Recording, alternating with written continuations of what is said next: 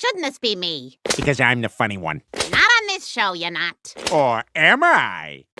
10 times Family Guy roasted itself. When Lois tracked Peter down to a bank, he had to think fast for an excuse for why he was there. I'm just, shopping. Yeah, I'll take a large, please. Nice going. Now you've ruined Christmas. But when Peter was reunited with his children from the donations he'd made, we got to see the genetic code that produces that level of thinking. We're all your children. We came from your semen. Semen.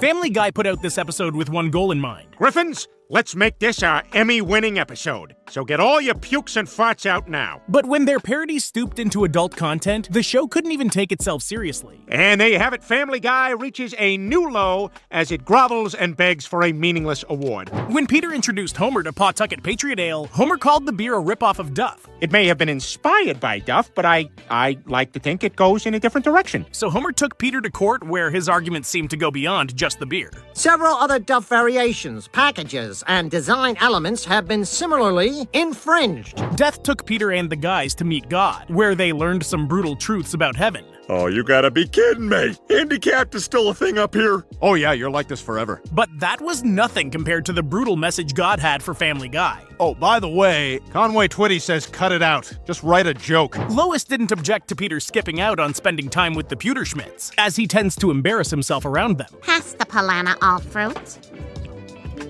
Would you please pass the jelly? But what was really embarrassing was Peter feeling the need to explain this joke by showing us the original commercial. Okay, now you have the information that would have made that funny had you had it going in. When Cleveland returned to the Drunken Clam, the guys wasted no time in roasting his spin-off show. Your logo was stupid. It looked like a big purple and your ratings blew. And as Cleveland complained about the struggles he faced, Seth MacFarlane got a chance to put down one creation by hyping up another. It's hard to make a talking bear funny. It worked out okay in movie form. Peter was spending time in his library looking rather sophisticated. Let's see, Hemingway, Tolstoy, Dickens. Oh, there's my iPad. But when the new act turned out to be a ruse, we could understand why this next statement was true. TV shows that I never heard of until they step up on stage to accept their Emmy, for which we were not nominated. When the Griffins parodied HBO shows, Lois suggested Big Little Lies, but Peter didn't seem very interested. Oh, I suppose it would be better if it were about 5 men? Now that's interesting. This led to a parody filled with cheap shots at some of the characters on that show. I'm Quagmire. I'm rich, so I named my daughter after a recently gentrified city, Boise. But none of us expected Family Guy to take a cheap shot at one of their own voice actors.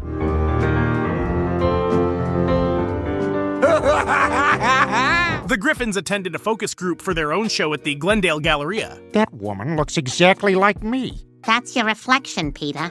Oh. And the Fox executive in charge of the focus group boiled down the show to a simple concept. What's so hard to get? You just need to have grown up in the 80s but still be a teenager. When Brian tinkered with Stewie's time machine, he accidentally altered the direction of time. Are you sleeping? No, I was listening. What kind of jerk alters time and then falls asleep? This led to some classic Family Guy bits being shown in reverse. Damn it, I hate these new stairs!